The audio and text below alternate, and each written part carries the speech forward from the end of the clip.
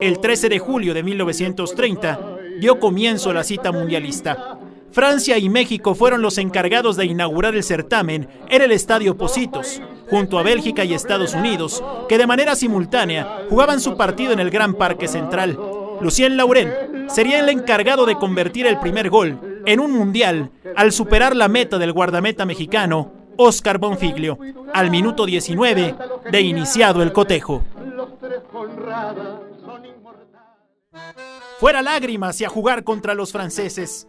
Fue la frase ocupada por el entrenador Luque después de un abrazo lacrimoso entre el jugador del Atlante Manuel Chaquetas Rosas y el guardameta Óscar Bonfiglio, tras entonar el himno nacional en el Estadio Pocitos ese 13 de julio de 1930. Ni la remembranza al hecho histórico de la batalla de Puebla del 5 de mayo de 1862, ni la Virgen de Guadalupe que llevaron consigo en el viaje, sirvieron para amedrentar a los franceses, que ganaban por 3-0 al término de la primera mitad. Tras el gol de Laurent, Marcel Languiller marcó al minuto 40 y al 43, André Machinot aumentaría la cuota. Para la segunda parte, el equipo mexicano conseguiría su primer gol en una justa mundialista.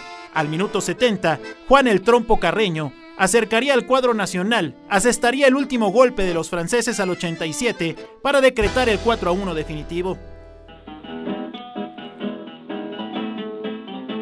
El 15 de julio, México se trasladó al Parque Central, donde cayó por 3-0 ante Chile y finalmente caería ante Argentina por 6-3 en un partido disputado el 19 de julio en el Estadio Centenario, que había sido inaugurado un día antes. Al minuto 17 del cotejo, la Argentina dirigida por Francisco Lázar ya ganaba por 3-0 y Guillermo Stabile, quien a la postre terminaría siendo campeón de goleo, ya había marcado en un par de ocasiones. Manuel Rosas descontó para el cuadro nacional y de penal puso el 3-1 para posteriormente acercarnos a 5-2. Roberto Gallón haría el tercero de los nuestros y Stabile cerraría la cuenta de la goleada. Argentina terminaría como líder de grupo al ganar sus 3 partidos y 6 puntos por encima de Chile, que solo perdió con Argentina y sumó 4 unidades. Francia hizo 2 puntos y México fue el último lugar con 0 unidades, 4 goles a favor y 3 en contra, que lo condenaría al sótano de la clasificación final del Mundial. El grupo B tenía como favorito a la selección de Brasil, pero en su primer partido cayó ante Yugoslavia por 2-1 y al final solo derrotó a Bolivia por 4-0 en un partido sin trascendencia, porque los europeos ya se habían calificado a las semifinales al ganar sus 2 compromisos y obtener 4 puntos. En el sector C se encontraba el equipo anfitrión. La celeste, dirigida por Alberto Supichi, hizo su debut el 18 de julio ante Perú en el Estadio Centenario, que a partir de ese momento sería el único escenario de la competencia, y en plena celebración de los 100 años de la Constitución charrúa, los locales derrotaron 1-0 a los incas con un gol de Héctor Castro al minuto 60. En el grupo D, Estados Unidos sorprendió a Paraguay y Bélgica con triunfos repetidos de 3-0. Avanzó como primer lugar de grupo. Para las semifinales, Argentina se midió a los Estados Unidos el 26 de julio. Y en los primeros 45 minutos apenas habían sacado una pequeña ventaja de 1-0, con anotación de Luis Monti al minuto 20. Para la segunda mitad, los norteamericanos terminaron por ceder ante el poderío albiceleste para caer por 6-1. Guillermo Stabile anotaría en un par de ocasiones, Carlos Pausele también hizo un doblete y Alejandro Scopelli completaron los 6 de Argentina. Jim Brown haría el de la honra para los estadounidenses. Mientras los locales se midieron a Yugoslavia el 27 de julio.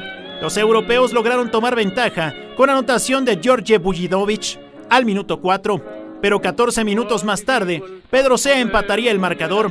Juan Anselmo convertiría un doblete para que antes del descanso el juego estuviera 3-1, y para la segunda mitad, Victoriano Iriarte y Pedro Sea en 2 ocasiones darían forma al 6-1 definitivo para mandar a los uruguayos a la final de su copa. La final del primer campeonato del mundo se disputó el 30 de julio de 1930. Cuenta la leyenda que entre 10,000 y 15,000 aficionados argentinos hicieron el viaje para presenciar la final en el Estadio Centenario, que tuvo una asistencia de 93,000 aficionados, aunque la FIFA maneja como cifra oficial 68,346 aficionados que vieron el partido con boleto pagado en las 4 tribunas del Coloso de Montevideo. Uruguayos y argentinos ya se peleaban por la posesión del arte de Carlos Gardel. pues algunos biógrafos aseguran que nació en Uruguay, en la provincia de Tacuarembó, el 11 de diciembre de 1890, y se naturalizó argentino en 1923. La venganza tal vez sería la victoria en la final olímpica de 1928, y ahora se llegaba a la revancha. Los dos equipos querían jugar con su propio balón, por lo que el primer tiempo fue jugado con la pelota de Argentina y el segundo lapso con la charrúa. Curiosamente, la primera parte terminó con victoria parcial para la albiceleste por 2-1, y en el complemento, los uruguayos se llevaron el título al ganar el encuentro por 4-2. Ante un estadio repleto, el árbitro Jan Langenieux, de Bélgica, ya tenía preparado un barco para emprender la huida en caso de ser necesario, pues no quería correr riesgos ante una derrota de los locales. Pablo Dorado adelantó a Uruguay al minuto 12, y 8 minutos más tarde, Carlos Peuzele convertía el empate de la visita. Guillermo Stabile marcó su octavo gol del campeonato al minuto 37 para poner en ventaja a Argentina, y así terminó el primer tiempo.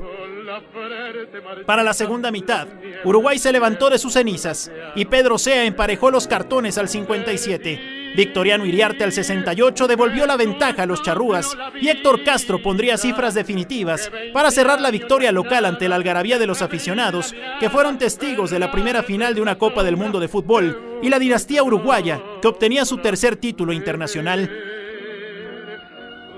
Los argentinos justifican su derrota diciendo que Luis Monti estaba arreglado para jugar con Italia y 2 soldados de Mussolini lo tenían vigilado durante el encuentro.